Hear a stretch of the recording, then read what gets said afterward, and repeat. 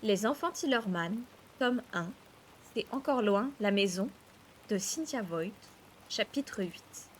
Parfois il y a des illustrations, donc je vous le dis, quand il y en a, pour regarder. Le plafond était gris au-dessus de sa tête. Par la fenêtre ouverte entraient l'air chaud et les bruits de la ville. Elle s'assit, brusquement affolée de se retrouver seule. Puis, le souvenir lui revint des événements de la veille au soir, et elle se détendit, s'étira, rebondit sur le canapé souple et ne put retenir un sourire de bien-être. Elle se leva et alla mettre le nez à la fenêtre. La pluie avait disparu avec la nuit. Dans le jardin public en contrebas, tout étincelait de verdure dans l'air limpide du matin. Un parfum de fraîcheur montait de la rue. Dissay se souvint d'avoir vu une douche. Elle se glissa sans bruit dans la salle de bain. Elle commença par plier leurs vêtements secs, à l'exception des siens, et elle alla les déposer sur le canapé. Puis elle se déshabilla, entra sous la douche et tira le rideau de plastique. Elle ouvrit le robinet et l'eau chaude lui cingla le dos, les épaules, le buste, les hanches, les bras. Elle tournait lentement sous le jet, les yeux fermés comme un jouet mécanique dont il serait grand temps de remonter la clé. Elle avait oublié combien c'était bon, l'eau chaude. C'était caressant, comme des bras tout autour de vous. Elle se savonna de la tête aux pieds, cheveux compris, sans oublier doigts et orteils, coudes et derrière des oreilles. La savonnette lui échappa des mains. Elle se pencha pour la ramasser, tandis que la douche, imperturbable, continuait de s'abattre sur elle en chuintant. Elle fit encore un tour sur elle-même, un dernier, puis un tout dernier. Enfin, elle ferma le robinet et sortit du bac à douche. Tout en se frictionnant et en se rhabillant, elle se disait « Je peux tout faire, tout ce que je veux. Nous nous en sortirons. Tout ira bien maintenant. » Elle prit sur son doigt un peu de dentifrice et se frotta les dents de son mieux. Elle avait oublié ce goût de menthe. Elle s'adressa un bref sourire dans le miroir et passa ses doigts dans ses cheveux humides.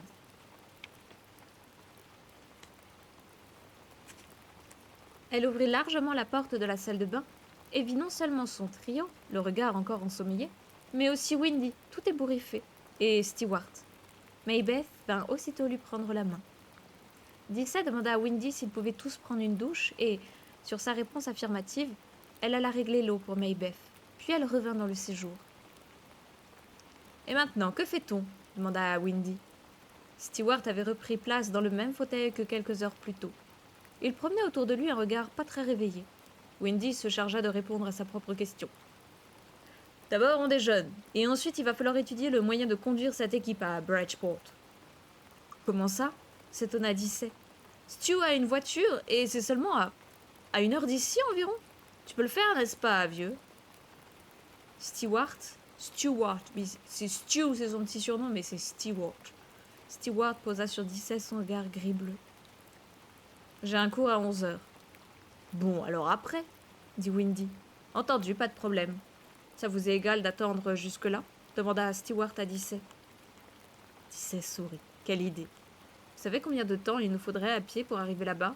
Au moins 3 jours, peut-être 4. Alors franchement, si je n'étais pas capable d'attendre 2 heures de plus, j'aurais un petit grain. Et tu n'as pas de petit grain, dit Windy qui l'observait accoudé à la cheminée. Non, j'ai d'autres défauts. Je donne facilement des ordres à tout le monde, je mens, je sors mes griffes. Mais j'ai la tête sur les épaules. Windy parut amusé. Il échangea un coup d'œil avec Stewart. Les 3 autres allaient et venaient de la salle de bain à la chambre. Enfin, ils furent tous habillés. « Stu » demanda Windy. « Pourrais-tu m'avancer un peu de liquide ?»« Ouais, j'ai un billet de vin. Attends 1 minute. » Stewart disparut dans sa chambre. Par les fenêtres ouvertes, le soleil entrait à flot. La petite troupe était propre, reposée et ne souffrait plus de faim. Il y aurait un beau petit déjeuner. Et ensuite on les emmènerait à Bridgeport, en voiture. Leur épopée était presque terminée. Stewart se tenait dans l'encadrement de la porte de sa chambre. Dissay leva la tête et lui sourit, mais il ne lui rendit pas son sourire. Il restait là, muet, et considérait le petit groupe. Ses yeux étaient gris, cette fois, d'un gris de glace. Il s'adressa à Windy par-dessus la tête des enfants. « Pas le moyen de remettre la main dessus » laissa-t-il tomber d'une voix neutre. « Tu es sûr » demanda Windy. « Tu sais bien que ça t'arrive souvent de ne plus savoir ce que tu as fait de ton argent. »« Ouais, mais là je suis sûre de mon fait. Je suis allée encaisser ce chèque hier et j'ai mis le billet dans mon portefeuille. Je n'ai pas fait d'achat depuis. et mon portefeuille était dans le tiroir du haut. Malgré la tiédeur de l'air et le grand soleil qui baignait la pièce, Dissay sentit un frisson la gagner, et toute la pièce lui parut soudain plus sombre, comme lorsqu'un nuage épais vint masquer le soleil. Elle tourna vers Sammy un regard interrogateur. Mais Sammy fit non de la tête, avec la dernière énergie. James fixait le plancher, les poings dans les poches. « James, dit simplement Dissay. Pourquoi tu ne demandes pas à Sammy ?» marmotta-t-il entre ses dents l'air mauvais. Sammy dit que ce n'est pas lui, reprit Dissay. Elle faisait l'impossible pour se dominer. Eh bien, c'est pas moi non plus. Dissay se tourna vers Stewart, toujours sur le pas de la porte de sa chambre, celle où les petits avaient passé la nuit. Il posa les yeux sur elle, et elle crut défaillir de honte. « Donne-moi ça, James, dit-elle d'une voix calme. Elle est beaucoup plus calme que moi. James sortit une main de sa poche et l'ouvrit tout grande. Un billet de 20 $, froissé, tomba sur le plancher. « Ramasse-le toi-même, dit-il. Pour le coup, elle explosa. « Je t'avais défendu de voler, siffla-t-elle d'une voix qui vibrait de rage contenue. J'avais dit que je ne voulais pas de ça, et tu l'as fait quand même. Et en plus, tu essaies de mentir. Je crois que je pourrais te tuer. Tu m'entends? Te tuer. Tu es si intelligent, mais tu n'es même pas capable de... » Elle s'en étranglait de rage. « Regarde ce que tu as fait à la fin. Regarde !» James s'était figé, tête basse. Un silence de pierre remplissait la pièce. Le billet froissé gisait sur le sol. Dissay n'osait plus relever la tête. « Tu as tout gâché, » reprit-elle. « Tout est fichu maintenant. » Elle s'approcha de la fenêtre, martela du poing le rebord en se retenant de pleurer. Elle ne trouvait pas de mots assez durs pour les jeter à la figure de son frère. Elle aurait voulu le blesser, le faire souffrir. Enfin, James se retrouva sa voix, une voix pleine de rancœur. « Tu n'as pas crié comme ça quand c'était Sammy. Tu ne lui as pas dit à lui que tu voulais le tuer. »« Sammy a 6 ans, répliqua-t-elle en se retournant d'un bloc. « Et Sammy n'a pas pris de l'argent, lui, il a pris des sandwichs. Et Sammy ne les a pas pris à quelqu'un qui nous avait aidés. Même toi, tu peux voir la différence. »« Peut-être, mais lui, objecta James en désignant Stewart d'un mouvement de la main, le nez obstinément baissé, lui, il n'a pas besoin de cet argent autant que nous. Il a des pulls et une guitare. »« Et alors ?» siffla Dissay. « Qui es-tu pour en décider ? Tout ce que je te demandais, c'était de faire ce que je te disais de faire. C'est tout. Et maintenant ?» Maybeth s'était glissée près de James. Elle leva les yeux sur lui, puis, sans mot dire, elle lui prit la main. « Tu veux que je te dise ?» lança Dissay. « Tu es un voleur, voilà tout. Un voleur. Tu voles. »« Belle affaire, » répondit James, les dents serrées, tremblant de colère. « Ça n'a aucune importance. »« Parfait !» cracha Dissay. « Si c'est ce que tu veux être, un voleur, ce n'est pas moi qui t'en empêcherai. Seulement, jusqu'à ce qu'on soit chez tante Sheila, tu as intérêt à m'obéir. Sinon, je te laisse en plan, c'est compris ?» Il acquiesça vaguement. « Bien. Et maintenant, excuse-toi. » Il ne voyait guère comment résister. Aussi marmonna-t-il brièvement en fixant la cheminée vide. « Désolé. »« Bon, et maintenant en route, » ordonna Dissay. Elle en était malade. « Pourquoi ?» intervint Windy de manière inattendue. Il se pencha pour ramasser le billet, le défroissa entre 2 doigts et le tendit à Stewart, qui s'avança pour le prendre. « À mon avis, puisque l'argent de Stu est retrouvé, l'affaire est close. D'accord, Stu ?»« Non, » dit Stewart. « Mais tu voulais me l'emprunter, sauf erreur. Le voilà. » Il rendit le billet à Windy. Dissay souhaitait être déjà parti et se retrouver seul avec sa petite bande. « Dissay ?» dit Windy. Il avait presque de la douceur dans sa voix. « Dissay, qu'est-ce que c'était, au juste, ce que Sammy avait volé ? Des sacs de pique-nique dans un parc. 2. Mais ce n'était pas la même chose. Nous en avions besoin d'une certaine manière. Du moins, c'était ce que Sammy pensait. Il ne comprenait pas bien. Il a fait ça pour aider. Il y avait un portefeuille dans un des sacs, mais nous l'avons rendu. Enfin, remis à l'endroit où il avait pris. Pas seulement parce que c'était voler de l'argent, d'ailleurs. Surtout parce que je voulais pas d'histoire avec la police. Je pense que James ne comprend ni l'un ni l'autre. Il n'est pas mauvais, pourtant. » Stewart la dévisagea, et elle lui rendit son regard, sans détourner les yeux, sans se dérober. James était son frère. Elle le soutiendrait. Elle le devait. Que savait Stewart de James ? Rien. Alors qu'elle, elle le connaissait. James, écoute-moi, dit soudain Stewart. Tu as beau dire que ça n'a aucune importance, que ça ne fait aucune différence, tu te trompes. Ça fait une différence, justement. Laquelle dit James, puisque de toute façon on mourra.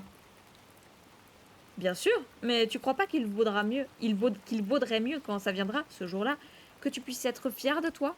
Tu ne crois pas que c'est important dans la vie de pouvoir s'estimer soi-même? Tiens-tu vraiment être un voleur? James secoua lentement la tête. Et pourtant tu as volé, poursuivit Stewart. À qui crois-tu avoir fait du mal? En un sens, tu as raison. Je ne suis pas plein aux as, mais je pourrais facilement retourner à la banque et retirer un autre billet. Autrement dit, tu ne m'as pas causé grand tort. C'est à toi que tu as fait du mal en agissant ainsi. D'abord, et surtout à toi. C'est idiot, murmura James. Rien ne compte vraiment. On ne peut être sûr de rien, sauf de la vitesse de la lumière, et de mourir un jour. Ah, c'est donc ça, dit Stewart. Il observait James attentivement. Écoute, c'est peut-être vrai, mais c'est une vérité trop petite pour moi, tu vois.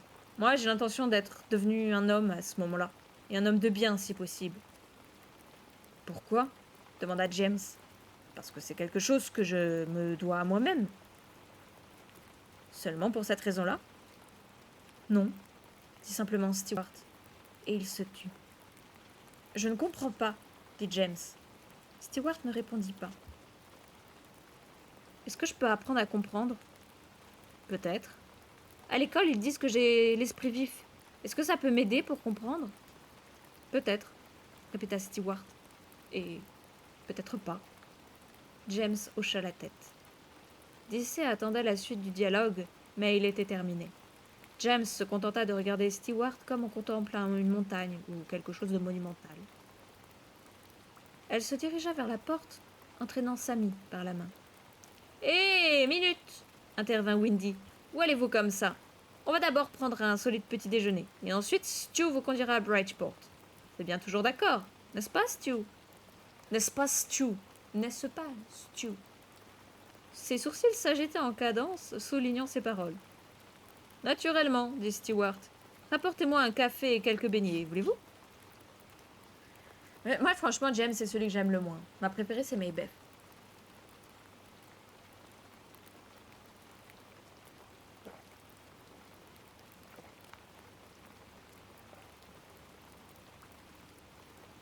Samir ressemble à mon petit frère.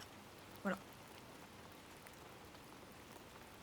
Wendy les emmena au même restaurant que la veille au soir. Dicey fermait la marche, aussi muette que Maybeth. Elle avait l'impression de ne plus réellement contrôler le cours des événements. Dans un sens, elle trouvait reposant de voir quelqu'un décider à sa place.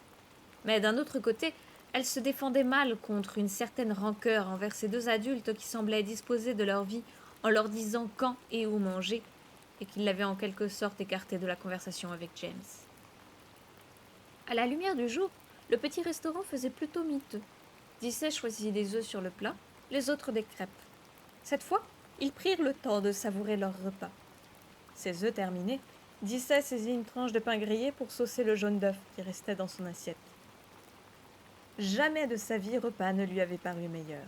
Elle le confia à Windy et il répondit qu'à la regarder, on s'attendait presque à la voir sortir sa langue et lécher son assiette comme un chat. Elle rit et avoua que l'envie ne lui avait pas... Elle rit et avoua que l'envie ne lui en manquait pas. Maybeth cala avant la fin de sa troisième crêpe et Windy termina ce dont elle ne voulait plus. Sammy déclara forfait à son tour et Dicey partagea ce qui restait avec James, jamais rassasié. Ils burent leur lait jusqu'à la dernière goutte.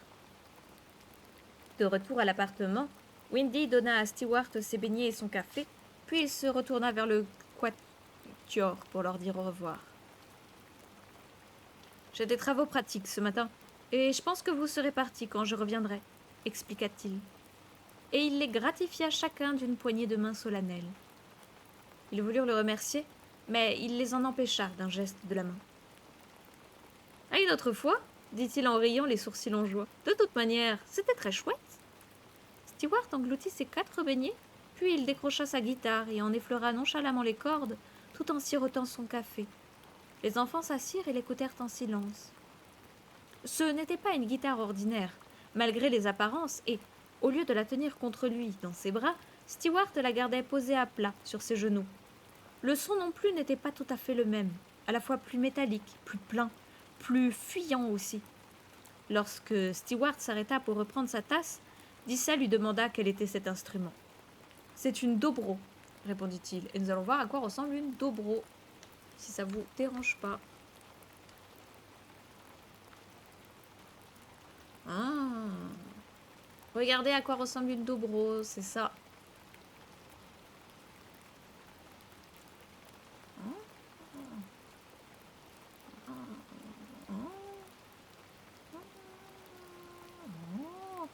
Oh! Coucou Hubel, comment ça va? Ça, tu vois, Hubel, c'est une dobro. Et Stewart, il joue avec une dobro. Voilà. Très belle. J'aime beaucoup. C'est pour Lina, ça. Et il leur expliqua en quoi elle différait d'une guitare courante et comment on en jouait. Puis, il commença une mélodie triste et lente, penché sur son instrument et balançant les épaules en cadence, les lèvres serrées dans l'effort. Maybeth s'approcha de lui pour mieux regarder. « Ça, c'est Greensleeves, dit-elle lorsqu'il eut terminé. « Oui, dit Stewart. Tu connais? Tu veux me la chanter ?» Maybeth se lança alors, de sa voix grêle et claire.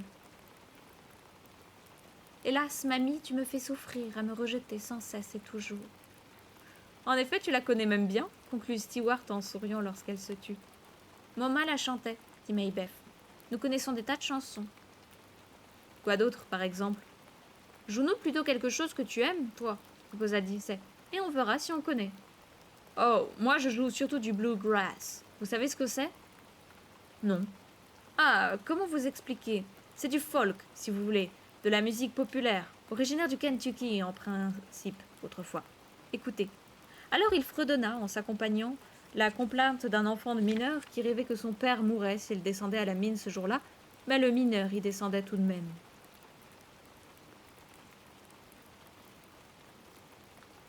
Ah, tant mieux, Hubert. Tant mieux. C'est trop triste, décida Maybeth lorsqu'il eut terminé. Bon, d'accord. Que penses-tu de celle-ci? Souvent je chante pour les copains. Sa voix était limpide comme le ciel et en même temps douce comme de la mousse. Quand je verrai se dessiner la forme sombre de la mort, quand viendra la fin du voyage, qui chantera pour moi? C'était une chanson très courte. Maybeth lui demanda de la recommencer et elle se joignit à lui. Lorsqu'ils eurent fini, Stewart les regarda. « Et vous chantez tous les quatre? Tous les quatre, comme ça ?» Dissay acquiesça. Enfin, Stewart reposa sa dobro et déclara qu'il devait aller à son cours, mais qu'il serait de retour bientôt et qu'il les emmènerait à Bridgeport. Il disparut un instant dans sa chambre et en revint avec une guitare ordinaire. « Tenez, si vous voulez, vous pouvez vous amuser avec celle-ci. » Même après son départ, la pièce vibrait encore des accords et des voix mêlées. James attrapa la dobro et la caressa du bout des doigts avec respect. « Dissay, je te demande pardon pour tout à l'heure. Je te jure, je ne recommencerai pas. Plus jamais. »« Je sais, » murmura Dissay. Il ne restait rien de sa colère. Et moi, je ne pensais pas vraiment tout ce que je t'ai dit. « Dis, tu crois pas que Stewart est plus intelligent que Louis ?» reprit-il. « Moi, si. Comment veux-tu que je le sache ? Tout ce que je peux te dire, c'est que je le préfère. Et j'aime bien Windy aussi. Pas toi, Maybeth ?» Maybeth se contenta de hocher la tête. Elle était plongée dans un livre d'images. Sammy regardait par la fenêtre. « Dissay ?» demanda-t-il. « Dans combien de temps est-ce qu'on y sera, à ton avis? C'est loin d'ici ?»« Pas très. Windy a dit 1 heure de route, à peu près. »« À quoi ça ressemble là-bas ?»« Je ne sais pas, Sammy. Pourquoi ? Tu crois que Moma y sera ?»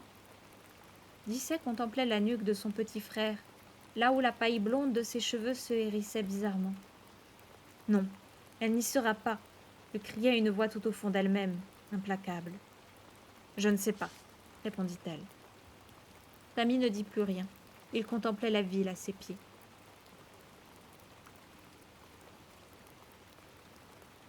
Il y a une erreur. Il écrit la voiture de Sammy était une vieille Volkswagen. Non, c'est la voiture de Stewart.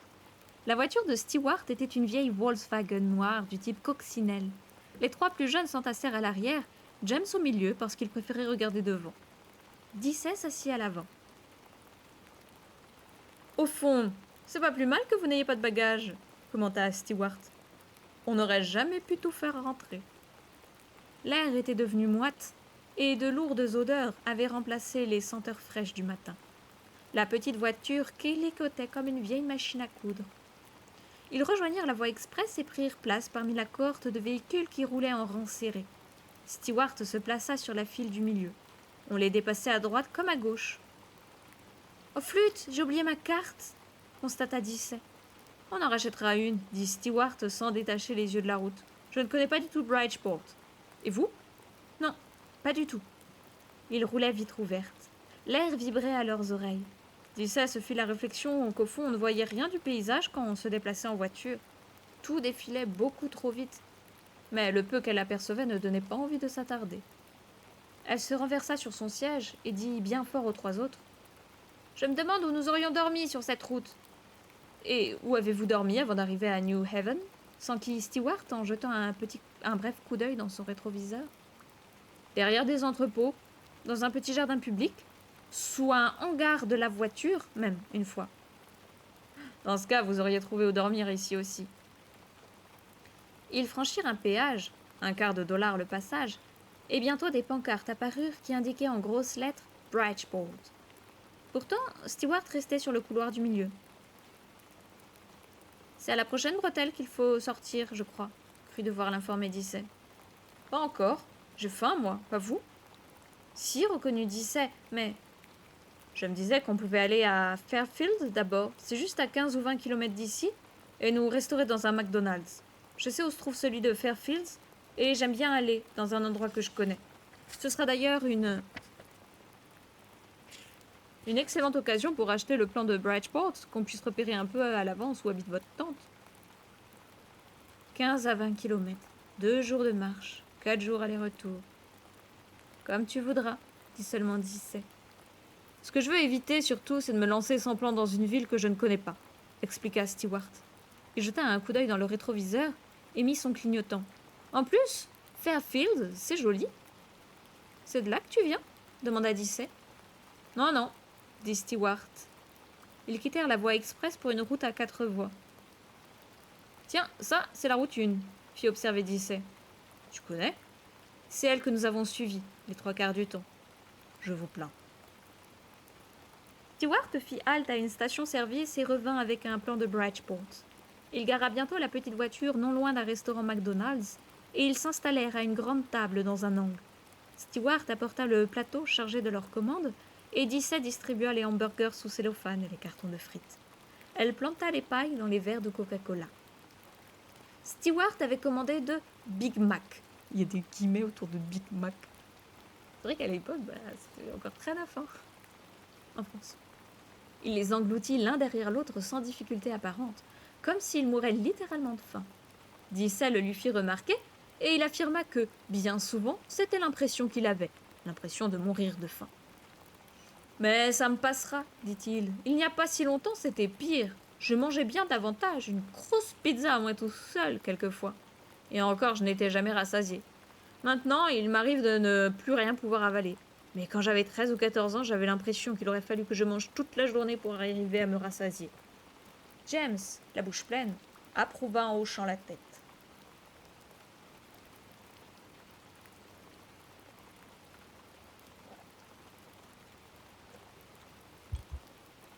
La table débarrassée, Stewart déplia son plan. Dissay lui donna l'adresse de tante Sheila et il eut tôt fait de repérer la rue.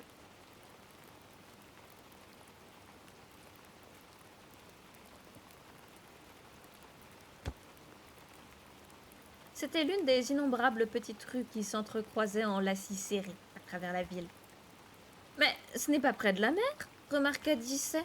« Pourquoi ? C'était censé l'être. Avec un nom pareil, j'aurais cru. J'étais persuadée que c'était juste en face de la mer, une grande maison blanche. »« Non, regarde. L'allée de l'océan est au cœur de la ville, tout près du centre, en réalité. Mais elle se raccorde sur une artère qui descend vers le port, tu vois. Dissay s'estimait grugé. C'était peut-être une plaisanterie, hasarda Stewart. Complètement idiot, comme plaisanterie. Tu y tenais, si je comprends bien, être tout près de la mer. À Provincetown, on habitait à côté. Derrière les dunes, mais tout à côté. J'y suis habituée. Oui, j'aime être au bord de la mer. Je me sens toute bizarre autrement. Alors tu risques d'être déçu par Bridgeport, j'en ai peur. Écoutez, j'ai une idée. Vous n'êtes pas si pressé que ça, si? Que diriez-vous d'aller faire un petit tour sur une plage juste avant que je vous dépose chez votre tante? Oh oui! S'enthousiasmèrent James et Dissay. Non! Protesta Sammy. Moi je veux voir Moma, tout de suite. Tu sais, rien ne dit qu'elle sera là-bas, commenta James. Et puis, tu peux tenir encore une petite heure de plus, non? Non! Je ne veux pas attendre une heure de plus. Dissay! Dis non! Rien que pour une heure, Sammy, s'il te plaît. Sammy avait pris son air buté. J'ai décidé, pour une heure, pas plus. Sitôt qu'ils eurent quitté la route 1 dans Fairfield, Dissay fut frappé de voir combien le paysage avait l'air pimpant. Les maisons semblaient toutes repeintes de frais, les pelouses bien tondues. On aurait juré que toutes les voitures venaient de se faire laver et astiquer. C'était le genre d'endroit où tout reluit, jusqu'à la dernière poignée de porte. Ils traversèrent un petit village, passèrent devant de grandes maisons, au fond de vastes propriétés, et soudain Dissay entrevit la mer. Elle n'en aperçut d'abord que des bribes, entre les grands arbres des propriétés du front de mer. Puis une petite plage de sable blanc apparut droit devant, bordée de marécages, de l'autre côté de la route. Sammy prétendait rester dans la voiture, mais Dissay ne l'entendit pas de cette oreille. « Non, tu viens avec nous, au moins pour commencer, » insista-t-elle. « Ensuite, si le cœur t'en dit, tu retourneras à la voiture pour nous y attendre. Honnête comme marché, non ?» Ils passèrent une heure sur la petite plage, pas une minute de plus. Sammy y veilla, inflexible, en contrôlant la chose sur la montre de Stewart. Ils pataugèrent, creusèrent le sable. Les plus petits se baladèrent le long de la grève. Stewart et Dissay s'assirent et regardèrent monter les petites vagues paisibles sur le sable lisse. Dissay fixait l'eau tranquille, si paisible en surface, si secrète en ses profondeurs. Le battement doux des vagues se mêlait aux conversations des estivants sur la plage. Ni Stewart ni elle ne dirent grand-chose durant cette heure. Stewart n'avait pas l'air bavard, et Dissay ne tenait pas à parler, de toute façon. Il ne lui posa qu'une unique question.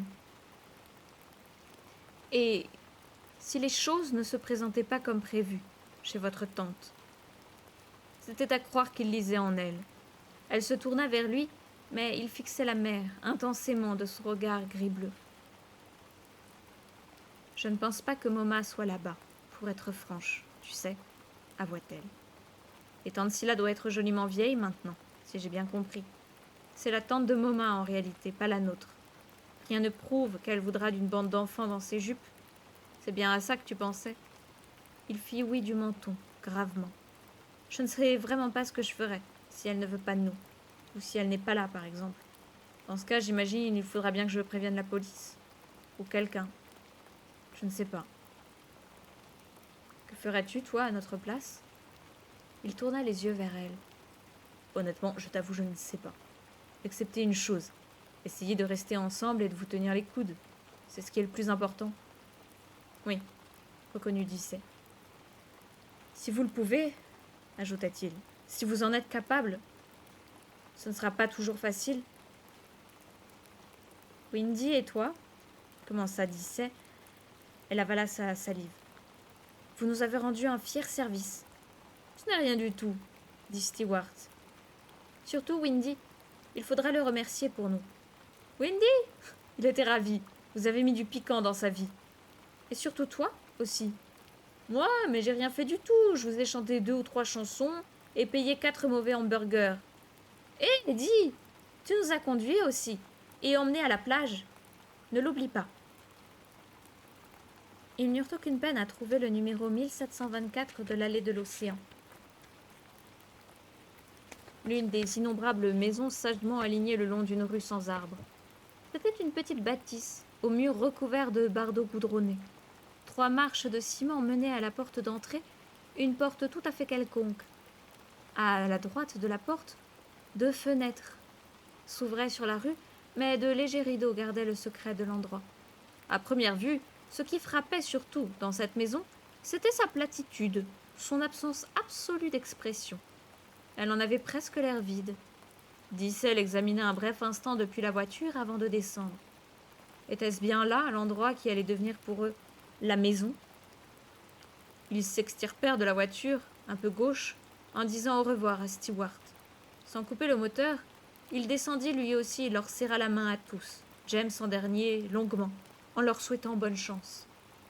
Puis, il se remit au volant, embraya et partit. Ils regardèrent s'éloigner la petite voiture noire qui pétaradait à tout va. Dicey lui adressa un signe de la main, mais il ne dut pas la voir car il ne répondit pas. Elle se tourna vers la porte close. Elle avait les jambes coupées, la tête vide, un étrange vertige qu'elle ne connaissait pas. Elle passa en revue sa petite troupe, James et Maybeth et Sammy, tous trois muets, en rang d'oignons, et elle s'efforça de leur sourire. Puis, elle gravit les 3 marches, en espérant avoir l'air plus assurée qu'elle ne l'était réellement. Du moins étaient-ils tous lavés de frais. Elle prit une aspiration et frappa à la porte. Il y a une illustration. On voit Stewart. Et qui dit au revoir aux enfants de sa coccinelle.